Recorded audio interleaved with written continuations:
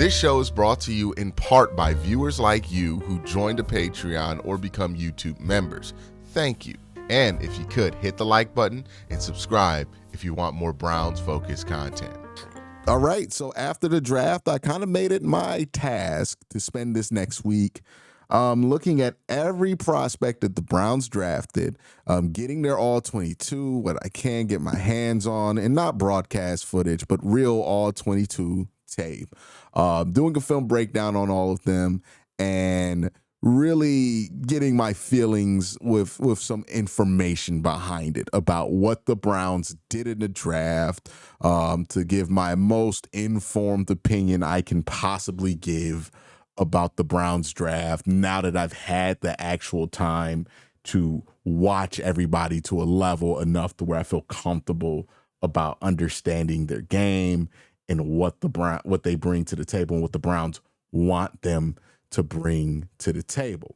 So we'll start with the first move, what the Browns did in the first round of this draft. The Browns are trying to, on one hand, expand the assets that they have in order to maximize their 2026 draft capital and also get guys who can get on the field right now and play and contribute. And their solution to that was trading the number 2 overall pick for Mason Graham and an extra first and an extra second, which ended up being Quincy Junkins. So Mason Graham, Quincy Junkins, and an extra first-round pick next year for Travis Hunter. Time will tell how we feel about this trade, right? I can't tell you who's going to win or lose this trade as of May 7th, 2025. If I were trying to tell you that, I'd just be selling you bullshit, right? And I'm not in the business of selling bullshit here. So not going to say who won or lost this trade. I have no clue. Travis Hunter could have a disappointing rookie year. The Jaguars could completely fall apart, and they could end up giving us the number 1 overall pick. And also, there could be a quarterback in college football next year that becomes a Joe Burrow level prospect in a year's time, similar to how Joe Burrow did. And all the Browns' problems are solved. Plus, you got Mason Graham. Plus, you got Quincy Junkins. Plus, you got your own first-round pick. And if that were the scenario, we'd be doing backflips, calling Andrew Berry the greatest GM of all time, and building his statue right next to the quarterback prospect statue that the Browns would take in that year's draft, if that scenario were to happen. There's another scenario where, the Browns have a middling year, finish with like the 13th pick, and Travis Hunter is the piece that takes the Jacksonville Jaguars from obscurity to dominance, and they go 12-5, and we end up with like the 28th pick, Mason Graham and Quincy Junkins.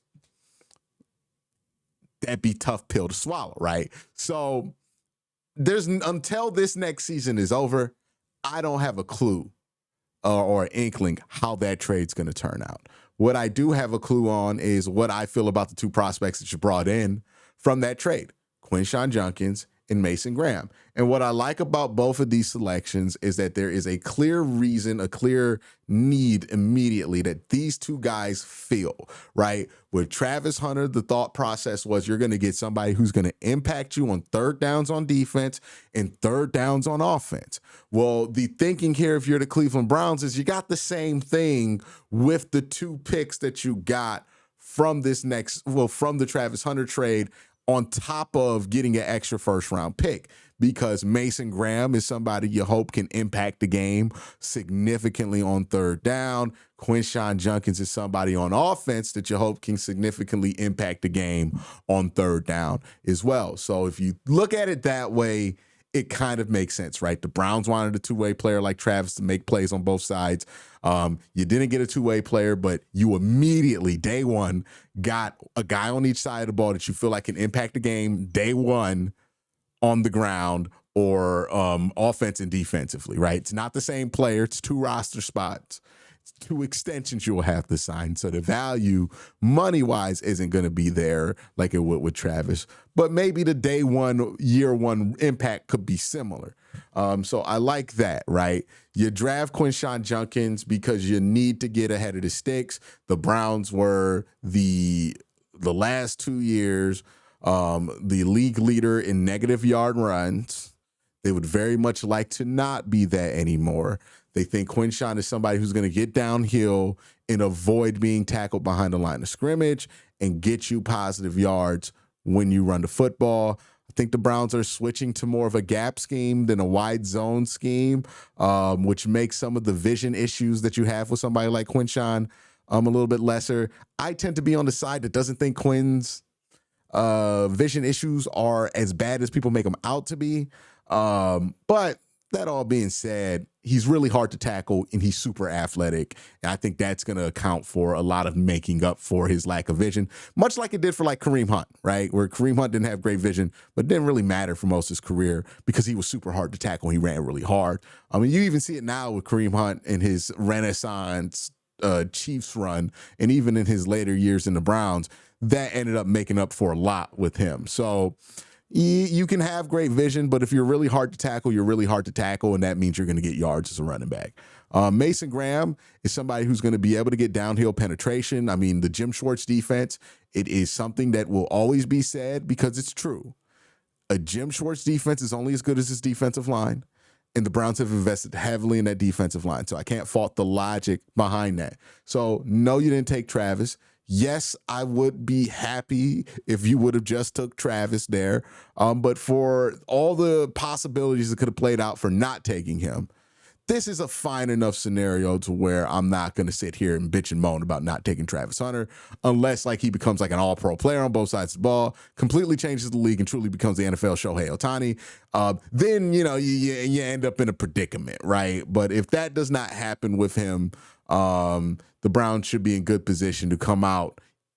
I don't know if they're going to be able to come out even because it really does depend on how good Travis Hunter is and how effective that is for Jacksonville. But, you know, come out with a respectable haul from that trade that makes sense when you look back on it. And I think that's really all you really want to hope for. If you get anything better than that, awesome. So, you know, my thoughts after looking at all the film with the players they took, I'm fine with it. I get why they did it. I understand the thinking. Was it something that I would have wanted to do or I would have done? I probably lean on the side of no. I probably would have just wanted Travis Hunter.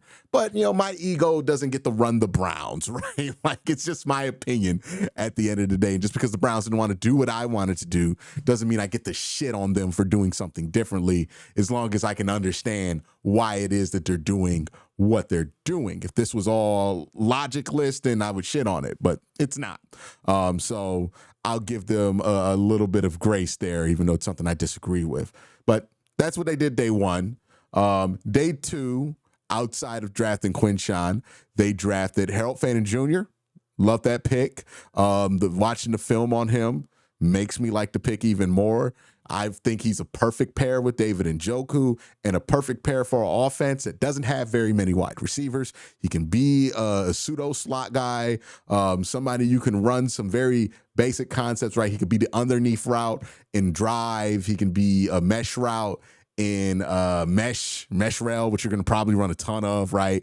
Mesh rail is one route here. David Njoku ball route over the ball, and then probably like a rail route ran by like Cedric Tillman or something like that, right? You know, like that. I love the Harold Fannin pick. The Carson Schlesinger pick, this is one where I did not get to see a ton of his film before the Browns made the selection. Did watch a ton of his film after. Love him. Like that pick a lot. Seems like a day one playmaker at the linebacking position. At the very least, I think he's going to be super effective on special teams. And I do expect him to contribute on special teams in year one.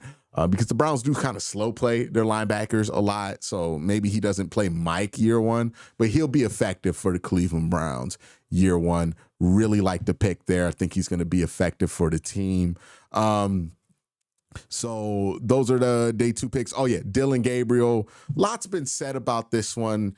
And we're going to talk. I'll actually move quarterback to day 3. Right, we'll talk about quarterback day 3 because in order to talk about Dylan, you also got to talk about Shedeur, and kind of look at them as 2 things. I got a lot to say about both of them. But overall, Dylan Gabriel picked 90. Is it earlier than where I would have taken him? Absolutely. But was it such an egregious reach that it ruins the rest of the draft for me? Not really close to that, right? So I think you could be of 2 minds, right? You can not like the pick, but also not think that pick ruins everything for you. I think people are on like one end or the other on the extreme with the Dylan Gabriel pick, and it's quite exhausting. But let's move on to day 3. We'll talk about the non-Shedeur Dylan Gabriel stuff first. Dylan Sampson, right? This is somebody I wasn't very high on pre-draft. Dug in, watched more of his tape after the Browns took him. Like him a little bit more, right? Again, in that same vein of what the Browns want to do. It's get downhill, get guys who are really hard to tackle, feature back type guys. I think that's kind of what they were going for. And that's what you could get with Dylan Sampson. I personally would have loved to pair a running back like Quincy with somebody a little bit more athletic, a little bit more of a home run hitter. And maybe that's what their plan is for Jerome Ford or maybe Nick Chubb if they bring him back. But Dylan Sampson, don't really mind it. I think he has potential as a pass protector that's there. Same thing with Quincy. And I think that I can see a vision for him to be successful in this rushing attack. Is he going to be a feature back for the Browns? I doubt it, but he could be a good accent piece. And in the 4th round, if he's a good accent running back, then I think that's really good for the team, really good value in the 4th round. Especially if you get your feature guy and hit on your feature guy with Quincy. You get a little bit of a 1-2 punch there. That's all good. All right, let's talk about quarterbacks. Watch film on both of these guys. 4 games for Dylan Gabriel, and I've watched like 8 games of Shedeur, so I'm very familiar. There's like 3 breakdowns on this channel of Shedeur from pre-draft and after the Browns selected him. All right, so a lot of the hoopla about Shedeur and Dylan is about their draft position, right? And I've heard the argument, and I think it's a fine argument. If you swap Dylan and Shedeur's draft positioning, it's really not that big of a deal anymore, right? But it's more or less the sensationalism and the big story that taking Dylan Gabriel over Shedeur just to take him again after that. That's really what people are complaining about with the whole Dylan and Shedeur thing. I don't really care for it. I also don't love the characterization of just because the Browns took 2 quarterbacks, what are they doing? Like, they're a team without a quarterback. What the Browns are doing is taking swings at prospects that they like. And you can agree or disagree about the evaluation of Dylan Gabriel. Again, I'm not a big fan of the Dylan Gabriel selection in the 3rd round. That's my opinion on it. But I also respect that the Browns have done their work with Dylan, and maybe they have a different conclusion, and I'll see it play out with them, right? Doesn't mean I can't have my own opinion about it, but also, if they feel differently, they feel differently. Doesn't mean anybody's wrong here. We'll see what the football says about it all, right? Shedeur, on the other hand, is somebody that I had a pretty overall positive opinion about if you're talking about quarterbacks going in the 5th round. If you would have told me on Tuesday before the draft, a week ago, that the Browns were able to get Shedeur Sanders in the 5th round, backflips. I'd be doing backflips, right? Because I thought he was the number 1 traditional passer in this class by a margin. Did I think he was such a good passer that he should have went in the 1st round, top 5? No. I argued against that routinely, but I thought he made sense at 33.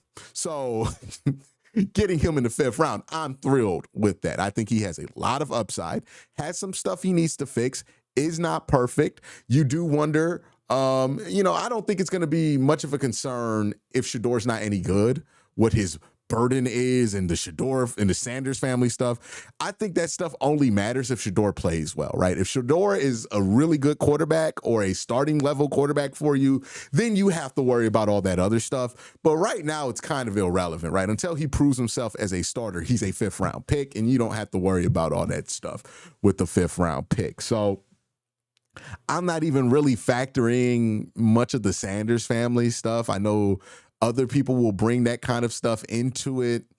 I don't really care about it, right? Like, I've been pretty indifferent on the whole Sanders family stuff. I think they were a contributing factor to him dropping in the draft, but also, I think people kind of get in their own heads about a lot of the stuff with the Sanders family, and it's just a distraction. There's a lot of that shit's for entertainment. It's not really meant to be taken seriously, but I think a lot of people take the bait there with the Sanders stuff.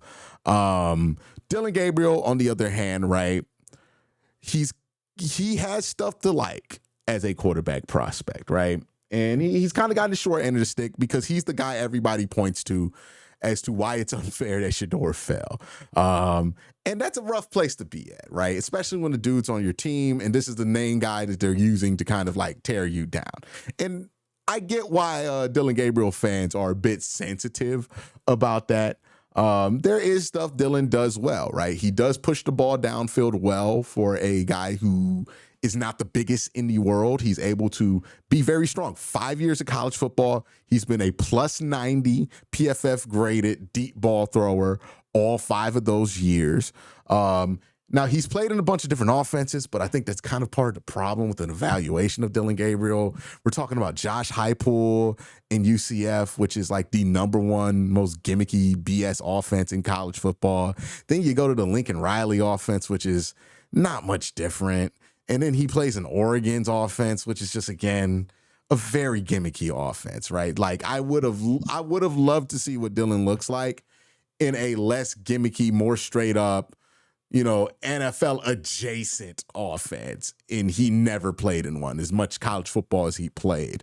And that makes it hard to really evaluate some of the things with Dillon Gabriel. Another thing with Dillon, not really great versus pressure. My big concern with him, and this is where height starts to matter, he's 5'11", 1/8 inch. So, if he has... So you're talking about a guy, if he doesn't have shoes on, right, he could easily drop to like 5'10" and 7/8 inch, right? And once you're 5'10" and any 1/4 inch, people just consider you 5'10" at that point. Either way, whether he's 5'10", 5'11", he's very short. He is one of the 5 shortest quarterbacks in the NFL right now. Right? There's Russ, who's shorter than him. There is Bryce Young, and then Kyler Murray. And I'm going to just throw you a bone and say 2 other guys in the league are probably shorter than him, but probably not. He's very short. And sometimes the height matters. Sometimes the height doesn't matter, right? But it's definitely going to factor in. Like, you're not going to be 5'10" and be completely unaffected. Russell Wilson was very affected by being 5'11" flat. So in the NFL, and he had to use a lot of his athleticism to kind of get away from some of the problems that created. Where being 5'11" and 1/8 inch or 5'11" is going to affect Dillon Gabriel is with pressure. Because when you are short, and he doesn't have long arms either. I think he's in the bottom 5 percentile of arm length, 29-inch arms. So, like somebody like Russ, for example, has like 31-inch arms. So a little bit longer arm. And I'm going to explain why that matters. When you are shorter and you get pressured, you have less answers. Because a lot of the times the answer when you get pressured is step up, make a throw over the middle of the field. Well, if you're 6'5", stepping up is a much more feasible thing because you're 6'5", your offensive lineman is 6'5". You can still get that ball over your offensive lineman because your arm is going to be much taller than where your head is, right? So you're going to be able to find a easy passing lane at 6'5". Now, you still got to have the ability to find it, which some tall quarterbacks are horrific at because they never have to do, and that's why you see a lot of tall quarterbacks get a lot of batted balls. But if you're 6'3", 6'4", 6'5", and you have the know-how to find passing lanes, you should be able to do it easier because, again, you can get the ball high release point off in a muddy pocket after you step up because you're not so much shorter than the offensive lineman. The problem Dylan's going to have in quarterbacks that are small like Dylan, and he's also I think in the bottom percentile in weight at like 200 pounds or something like that. And so he's not very heavy either. The problem he's going to have is one, muddy pocket. You're not going to expect much from him to be able to make out of a muddy pocket, right? If he gets condensed inside, he's not going to be able to escape most of the time, and he's not going to be able to throw with somebody draped on him like a bigger quarterback like Josh Allen would. But also, if he tries to step up, he doesn't have long arms. He's not very tall. There's going to be a difficult ability in getting that release point off, right? And that's where the height really starts to matter, right? So his only answer to pressure is to roll away from it. And that's a very dangerous answer for pressure. It's another problem that Shedeur has, right? But Shedeur is 6'1" and some change. He has longer arms. I think he's 40th percentile in wingspan. So longer arms. So you feel like he can develop a step-up game because he can get the ball over his offensive lineman, still throw the ball from a high launch point, right? And not have to really adjust that anything too drastically to get the ball off. With Dylan, he's going to have to figure out how to get that extra inch in that pocket to get that ball off, right? Or else it's going to be smacked down to the ground. And the problem with playing at Oregon, playing with Josh Heupel, playing with Lincoln Riley, is that those offenses notoriously don't teach young quarterbacks how to deal with that. Bo Nix last year was one of the leaders in batted balls at the line of scrimmage. And you can see it with a lot of Lincoln Riley guys and a lot of Josh Heupel guys and a lot of Oregon guys that pops up with him because the system is so spread out at Oregon and all these other offenses that you're not really used to having to do that. So I do worry about when there's NFL pressure on Dillon Gabriel, is he going to have enough answers to be successful in the pocket? Another thing I think Dillon Gabriel needs to work on is being more aggressive. I think at times he's more passive than he needs to be at the quarterback position. I think he could stand to be a bit more aggressive in the league, and I think he's going to have to be a bit more aggressive. There were times at Oregon, even when they were down a ton of points versus Ohio State in the Rose Bowl, he declined to get the ball downfield. When you're down 3-4 scores, you got to push the ball downfield. So those are my concerns with Dillon, right? Really small, not going to have an answer versus pressure because of the height, or maybe not enough answers versus pressure to get away, and not very aggressive as a passer. The arm strength stuff, I'm not as low on his arm as other draft people are. I think his arm is fine, but it's not spectacular either, right? He's not like throwing darts like Baker Mayfield was at Oklahoma, where Baker could launch the ball all over the place. And again, when you're a shorter than normal quarterback, and even Baker was 6 foot and some change, almost 6'1". When you're shorter, you need to have something that makes up for that. And that's the thing when you look at Dillon's game, it's what makes up for it, right? Is he the most accurate quarterback you've ever seen? He's not Drew Brees, but he's pretty accurate, right?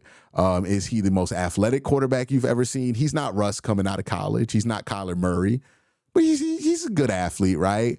Is he the most efficient processor you've ever seen coming out of college? He's not how Bryce Young was, right? But he's not bad out the pocket.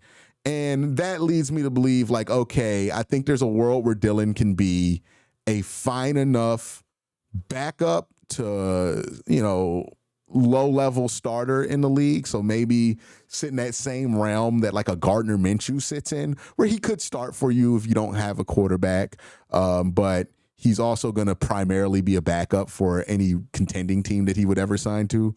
And that's kind of where I think Dillon sits there. I think there's some good, there's some bad. If you get that result out of him in the third round, it's not the greatest value in the world, but you do have the potential to trade him to recoup some of that value because quarterbacks are just so overvalued in the NFL. With Shedeur, a lot of upside there with Shedeur, right? The question is, does he realize his flaws are flaws? That's what the whole pre-draft thing has me questioning, right? Teams were so low on him in the pre-draft, and it makes me think that he doesn't feel like his problems are problems and he needs to fix them. He absolutely needs to fix them, and I think it's going to take one live session with Myles Garrett to understand why he needs to fix his pocket discipline problems in the NFL. He is simply not athletic enough to get away with the habits that he has developed at Colorado, and that's something that's going to hit him in the face really hard in the NFL. He has to change how he's going to play. Now, if he can change how he plays, there's a lot there with Shedeur. Very accurate passer. I think his arm is not amazingly strong, but it is strong enough to make most of the throws you need to make at the NFL level. Nobody was more spectacular on deep balls than him. He had 23 big-time throws, no turnover-worthy plays on his deep ball passes at Colorado. It's one of the most fantastic stats you'll ever see of anybody coming out. Weighted on target was in the 70s, up there with numbers that C.J. Stroud put up and numbers that Jaden Daniels put up in college. So very, very accurate passer, somebody who can layer the ball, and like somebody who's demonstrated they could process plays at an NFL level. Now, what he hasn't demonstrated is that he could process plays at NFL speeds. Not there yet. Not the lightning fast processor that you would want. Still sometimes takes a little bit more time than you would want. You wonder if he's just taking time because he has it or if he's taking time because he needs it. So you got to see that speed up a little bit with Shedeur. But the concepts that he's being asked to run at Colorado are NFL offense concepts, right? Pat Shurmur, NFL offensive coordinator there. He's running NFL stuff there. Is he running it at NFL speeds against NFL talent? No. So you can't just one-to-one project that to the next level. But it's NFL level work that he got there, which with Dylan's offenses in college, which Dylan chose these offenses, but it's not his fault that these are well, it kind of is, but it's not really a big deal. But Dylan's offense is not really pro style, right, that he went through. There's going to be adjustment there. Shedeur is going to be asked to do the same stuff he did in college, but faster. So I think he's demonstrated that he can do some of that stuff really well. His mindset is aggressive, right? And this is where it's going to benefit him that he thinks he's a little better than he actually is. He's going to try to make some big time throws, right? And we'll see if he can get away with it. But that's the kind of stuff that allowed Brock Purdy to become Brock Purdy, which is he got to the league and thought he was better than he was. And he started making throws that he had no business making, but he made them. And now he's Brock Purdy, right? Shedeur is going to come in with that same irrational confidence. It's going to hurt some ways. It's going to help some other ways. And the ways that irrational confidence can help you is he's going to decide he's going to make some throws that, maybe Dylan Gabriel doesn't even try. And we've seen the difference that can make an offense, right? Now, I don't think Dylan is DTR, but DTR had a similar problem where DTR would not try to make any throw that he felt like had any calculation of risk. And what that led to was the offense looked awful while he was out there. Then you throw Jameis Winston in there, who doesn't make safe calculations at all, but will let it rip. And you just saw how much better the offense looked because Jameis was willing to let it rip. That's the same thing that Joe Flacco does, right? He's willing to let it rip. Shedeur is going to be willing to let it rip, make a mistake here or there, because he believes he can make these throws. And that's going to get him in trouble, right? You're going to be looking at Shedeur and say, hey, you got to play within yourself more. But that's also going to help him. And I think that's going to be something interesting to watch. Either way, you could take two worse shots at quarterback. A lot's getting made of the Dylan Gabriel, Shedeur combined selection. But you know what? I'd rather be the Browns and take Dylan Gabriel and Shedeur Sanders than trade up in the first round and take Jackson Dart or take Tyler Shuck at 40.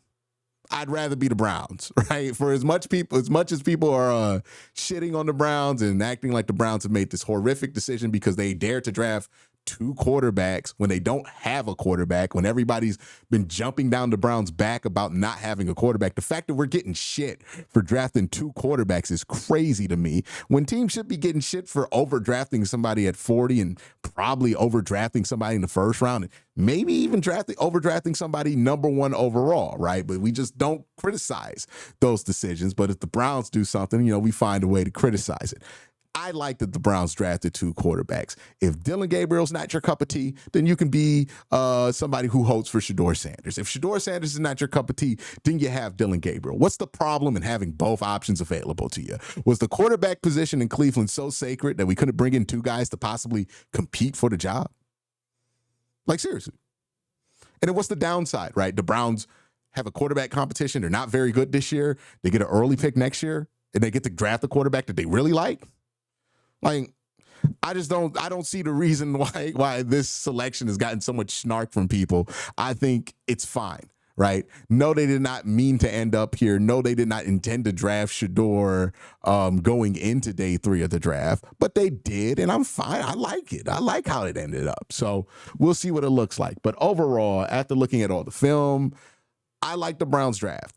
Even for the picks that I don't like, right? I wasn't in love with the Dylan Sampson pick, wasn't in love with the Dylan Gabriel pick. I understand what attracted them to those players and why they made those selections. Might not agree on the evaluation and the valuation of those players. Well, I think Dylan Sampson in the 4th round is actually quite fine. But Dylan Gabriel in 3rd round, a little bit earlier than I would love to take him. But, you guys like him. Let's see what it looks like, right? Same thing with Shedeur. I thought I would have took him much earlier. You get him in the 5th round. All right, cool. Now, you guys didn't want to take him earlier. Well, let me see if there's a reason, right? Maybe I'm wrong on the evaluation there. But, overall, I'm fine with it, right? There's not a Siaki Ika level head scratcher, right? Siaki Ika, 3 months after that pick, I couldn't figure it out. With Dylan Gabriel, I get it. I understand what they're doing. Don't know if it's going to work out, but at least I understand what they're trying to do. And that's all I can ask, right? Is that football teams make decisions that appear to be based in logic. But that's my thoughts on the draft after watching all the tape. Let me know what your thoughts are in the comment section below. Have a great day. Having a better night. Peace.